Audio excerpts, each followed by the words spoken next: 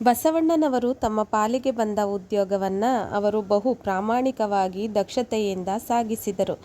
ಹೀಗಿರುವಾಗ ಬಸವಣ್ಣನವರ ತಂದೆ ತಾಯಿ ಬಲದೇವರ ಮಗಳಾದ ಗಂಗಾಂಬಿಕೆಯೊಂದಿಗೆ ವಿವಾಹ ಮಾಡಲು ನಿಶ್ಚಯಿಸುತ್ತಾರೆ. ಬಸವಣ್ಣನವರು ಮತ್ತು ಗಂಗಾಂಬಿಕೆಯ ವಿವಾಹವಾಗುತ್ತದೆ.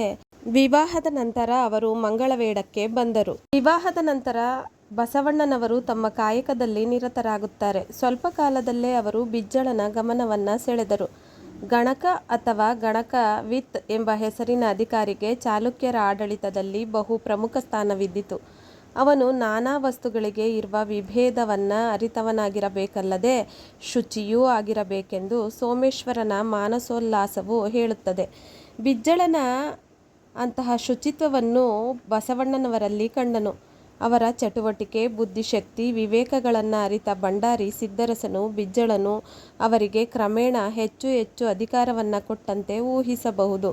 ಅದಕ್ಕೆ ಒಂದು ಉದಾಹರಣೆ ಎಂದರೆ, ಅದೊಂದು ದಿನ ಅರಮನೆಯ ಗ್ರಂಥ ಭಂಡಾರದಲ್ಲಿ ಒಂದು ತಾಮ್ರದ ಲಿಪಿ ಸಿಕ್ಕಿತು.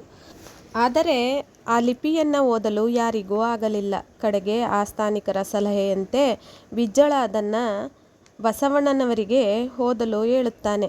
ಬಸವಣ್ಣನವರು ಅದನ್ನು ಓದಿ ಸಿಂಹಾಸನದ ಕೆಳಗೆ ನೆಲವನ್ನು ಅಗೆಸಬೇಕು ಎಂದು ಹೇಳಿದರು.